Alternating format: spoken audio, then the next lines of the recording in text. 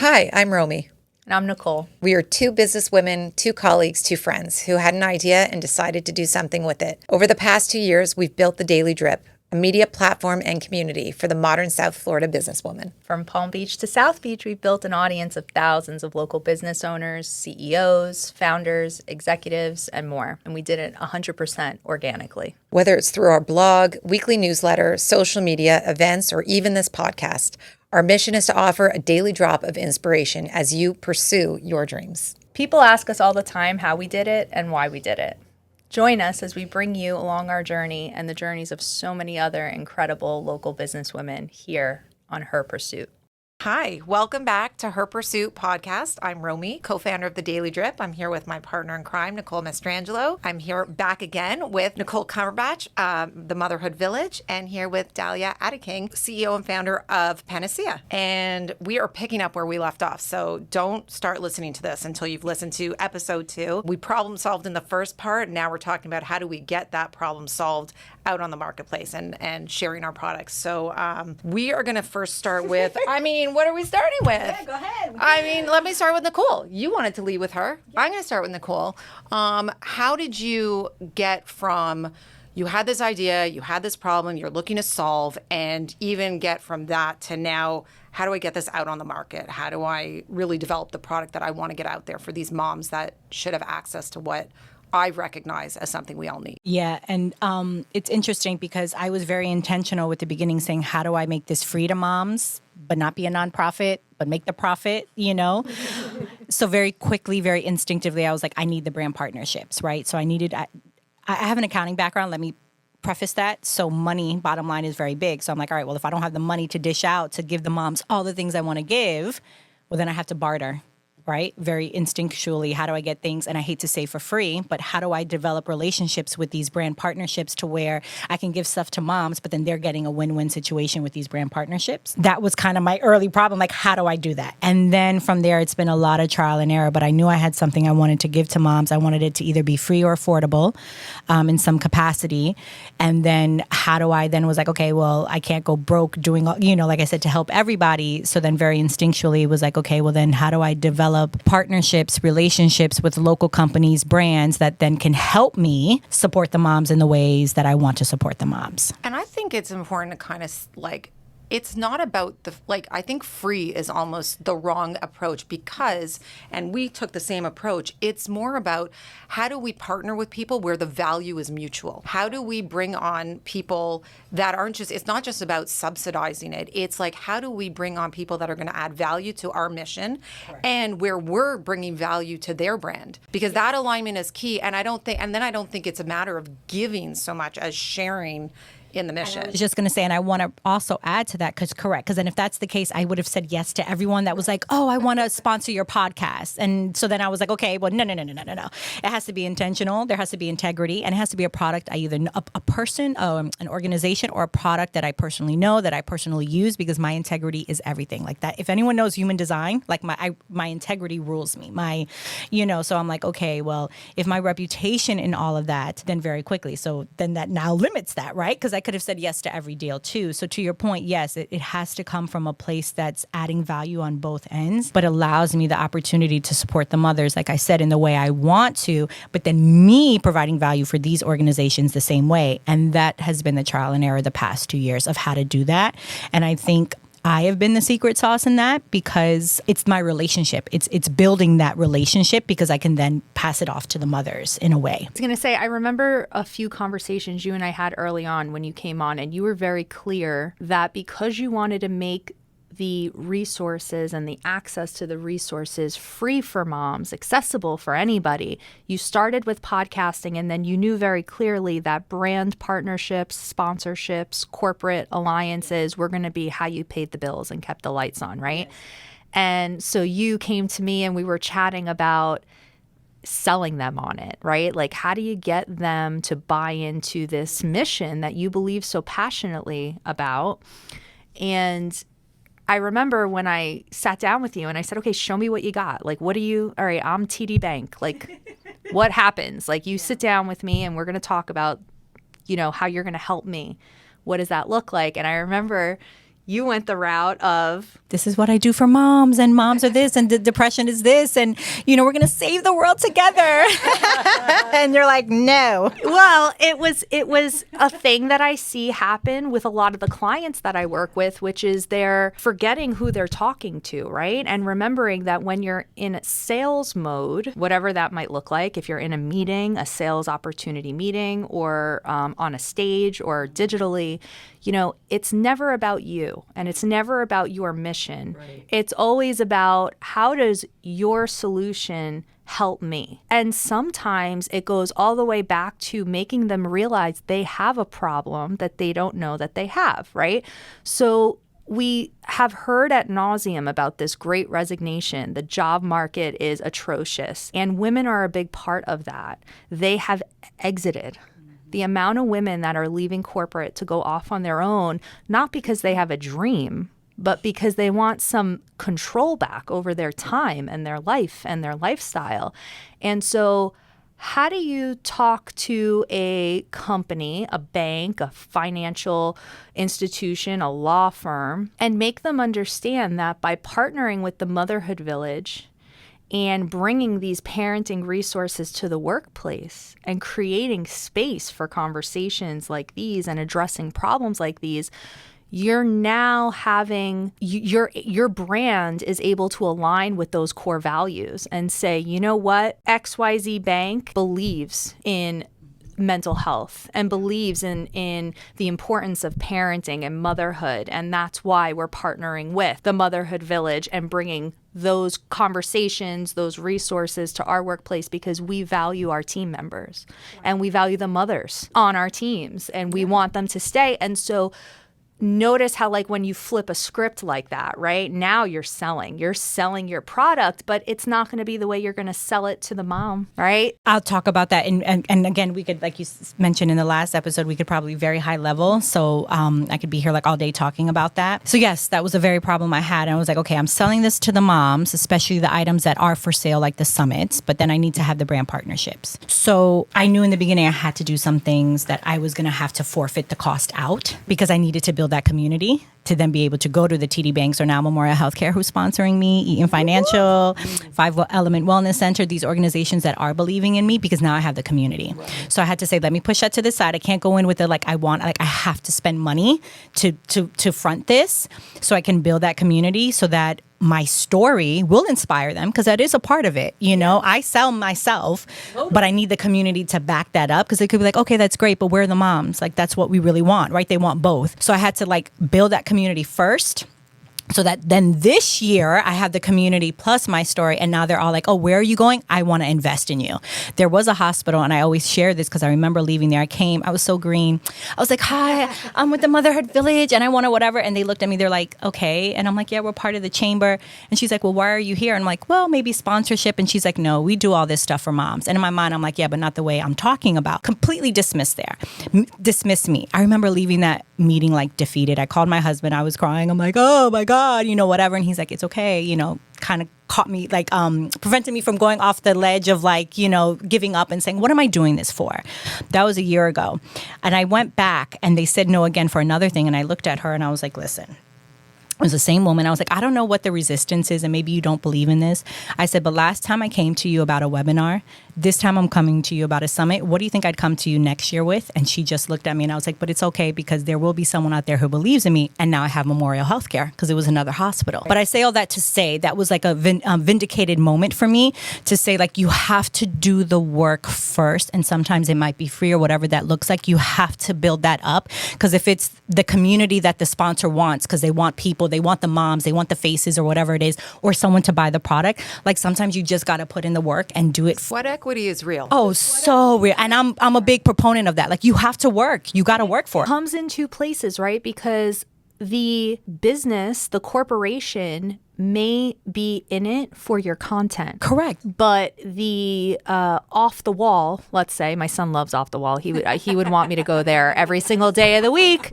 But we love off the wall, right? And so off the wall, they care about the number of moms. They care about access to your community, which you have to build that community in order to be able to sell that access.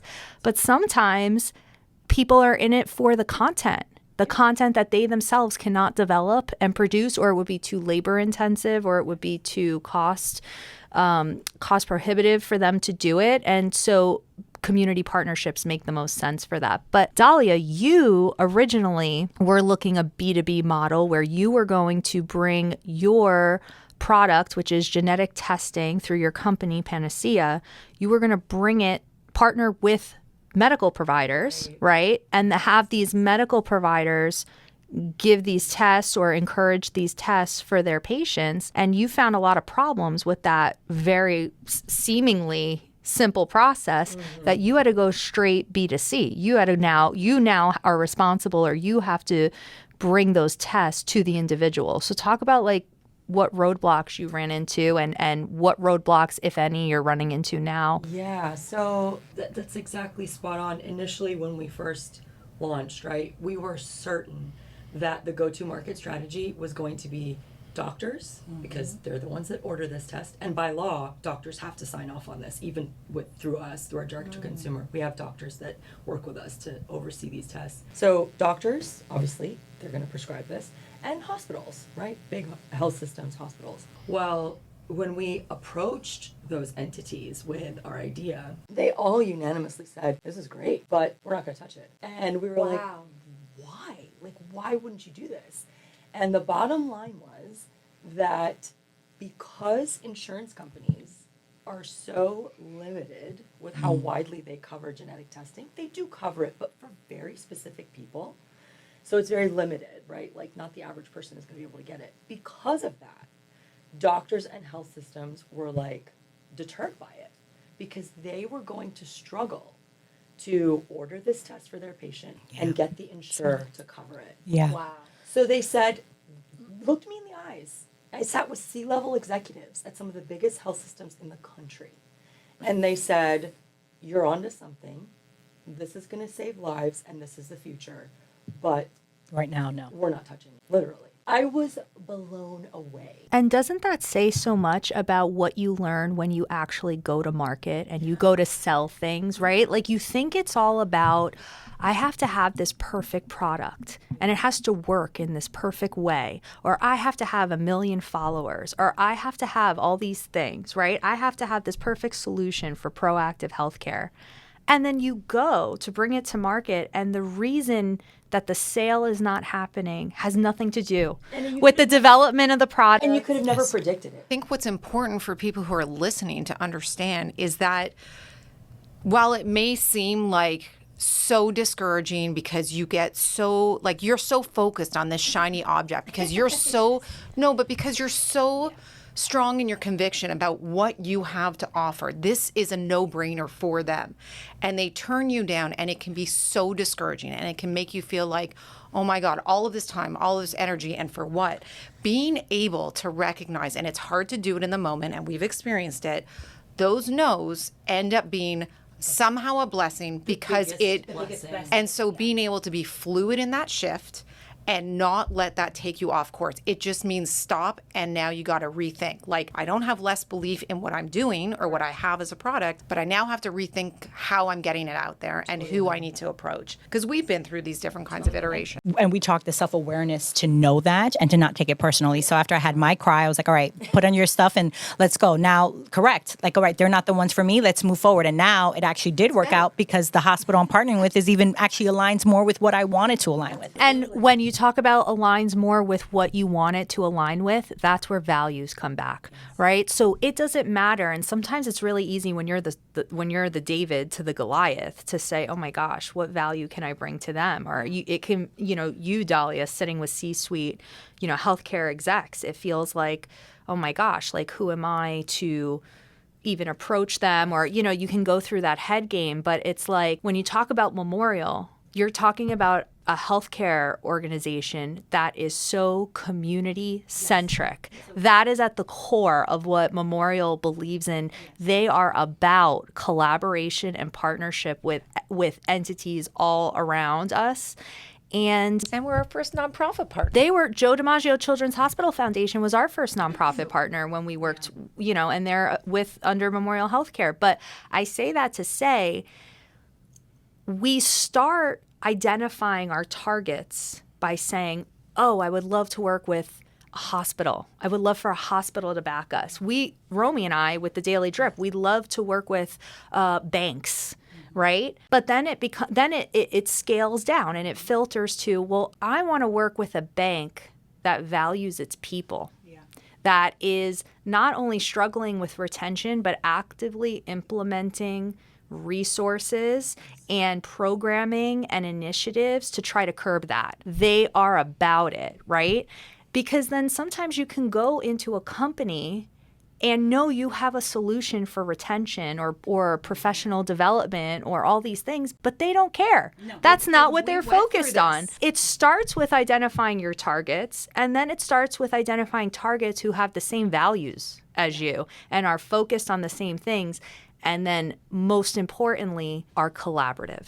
There is a level of flexibility there, and there is an openness and a willingness for collaboration. We talked a lot about this because as we were talking about organizations that we wanted to work with, we started to kind of, ones we had spoken to, but became very like acutely aware that we looked at each other, I was like, but they don't want to do more for their female employees. They're not really invested. And so it took a minute, and I was like, we need to just walk away from that altogether because we don't want to work with people that don't have the same like drive and objectives and vision to support their female leaders. We don't need to work with those people because they won't appreciate what we're bringing to the table. And I think it comes down to when you realize that you're spending more time justifying and vindicating the what you have to offer, you know, like you're talking to the wrong person, right? The conversation should go pretty quickly to solutions. And if it doesn't get there, they don't believe in this problem. Mm-hmm. They don't think they have this problem, or it's not a problem to them. It's not as urgent of a problem to them. Absolutely. But, you know, with Dahlia, we were talking, you and I had a conversation about, as you had realized you need to go B2C now, bring this product to consumers. We talked about collaboration on like what that can look like in a B2C type structure. We talked about aligning with nonprofit organizations that are serving communities or people who are struggling with different illnesses and different situations. So what has your B2C journey look like? Yeah, so when we finally like realized that we are never going to launch with health systems and with doctors, we sort of took a step back and said, how are we going to get this product to people? How is this really going to work? And then we started thinking about who this product actually helps. And that product, which is genetic testing, essentially helps you and me, people, right? And the only person that is most incentivized to help people is people themselves, right? Right. So we were like, it's a no-brainer at this point that we have to take this product directly to people. We can't go through doctors, we can't go through health systems, we can't go through insurance companies because their priority is not actually people. Right. They have other priorities, right? They have other priorities. Doctors, of course, want to help people, of course, but doctors are handicapped by insurance companies. They're, they're limited, right? Even health systems are limited by insurance companies. And so we were like, let's bypass those barriers. Those entities are barriers. They're not avenues. So, That's awesome. We re-envisioned the whole thing, right? Because we never thought that those would be parts of the problem, but they were. So we said, we're going to bypass it. We're going to take a healthcare product outside of healthcare. And we're going to take that product directly to the person who wants it and needs it. And it means most to, which is you and I. So that's kind of how we decided to go direct to consumer. This is interesting because I know what I'm about to say is going to make your eyes roll in the back of your head harder than anything. And I know this is not an Ancestry type product or a 23andMe product, but that product goes direct to consumer. And is there any part of that model that applies here, even though this is more medical usage versus like, what's my background or what's... So that's such a good question because the founder of 23andMe is a woman, actually. And one of the things she said is very early on, she realized that the only way to rattle the cages of healthcare is from the outside, not the inside. And so she had this brilliant vision to bring genetics to to people, right? Granted, 23andMe is kind of like an entry level genetics, right? It's kind of surface level genetics, but it's still genetics. And of course, there's a lot of limitations. And I'm not here to Yeah, sure. It's not the same. yeah, it's not the same. It's not the different same. type of It's test. different. Yeah, you're really comparing apples to oranges.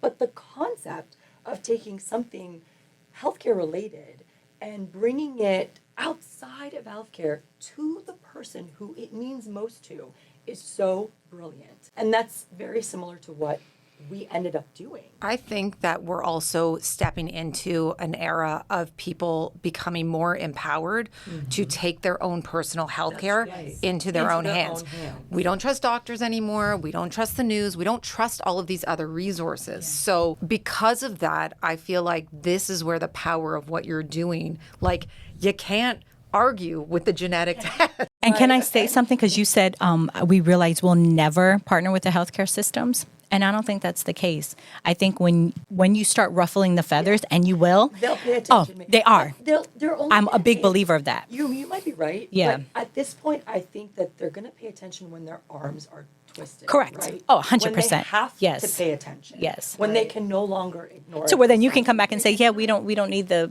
part. But it's true, because that's the unfortunate part. But that is the healthcare. A lot of that, it's like until they have no choice, and it's like, oh, the people are an uprising of this. Yeah. They're going this way. Well, maybe we have no choice, type of thing. Sure. And the one thing I want to say is our genetic testing is very much a healthcare product, and we need doctors to guide patients on the results, and we need genetic counselors and medical experts to handhold the patients. So we can't actually completely get rid of healthcare. Like, healthcare is intrinsically part of what we do, but the delivery Yes. of this test is transformed. We're reshaping the way people are getting this test. Well, and I think it goes back to the importance of brand partnerships and finding the medical professionals that believe Believe in and it, want and exactly. understand the importance of getting this out there. And I Exactly. think we've all taken that approach in our own businesses in terms of, aligning ourselves with somebody that can help get our messaging out there. And in the beginning, it's through different avenues. But I think as you get closer, I think there's going to be a lot more interest in terms of people being able to take ownership and hearing the personal stories. I think the more you share your story about you and your sister, because that's a big aha. I'll be honest with you, heart disease is in my family. I'm terrified of a heart attack. That's what goes on in our house. So I'm a little laissez-faire about the other things that are going on there. But I'm intrigued to know I don't know if intrigued is the right word, horrified to my core, and yet, somewhat interested in finding out a little bit more about, maybe I should kind of pay attention to some of these things. Maybe this eye twitch is more than just sleep. Could be. Just to wrap it, I think what you said most importantly was that you were like, okay, very quickly, the pivot. And I think that's really important of how flexible and adaptable you have to be with business. Because the same thing, you could have gone down and be like, oh, my business is over. It'll never work. But to say that it wasn't a barrier, it was an avenue.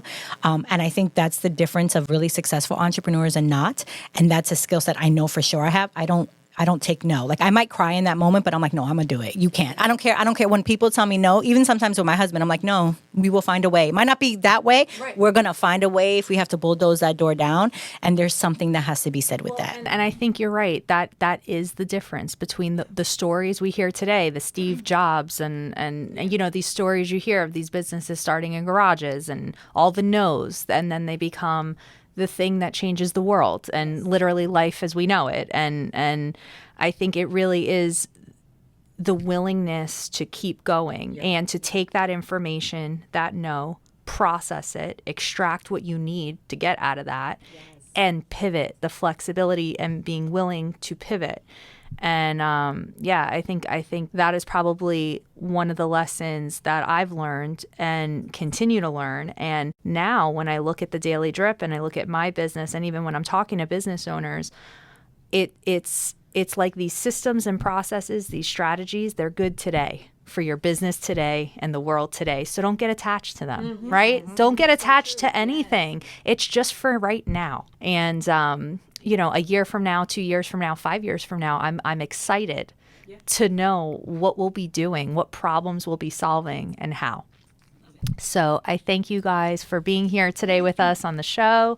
And I'm really just so inspired by all your tenacity, your dedication, determination. Romi, thanks for keeping me off the ledge and keeping us going. Well, and I think at the core, this is what's so important about having community as an entrepreneur as well, right? Like being able to have these conversations and, hopefully somebody who's listening is going to get some kind of takeaway, know that they have a community to lean on. Yeah, that's so wonderful. So thank you all for joining us, and we'll see you on the next episode of Her Pursuit. Thanks for listening to this episode of Her Pursuit.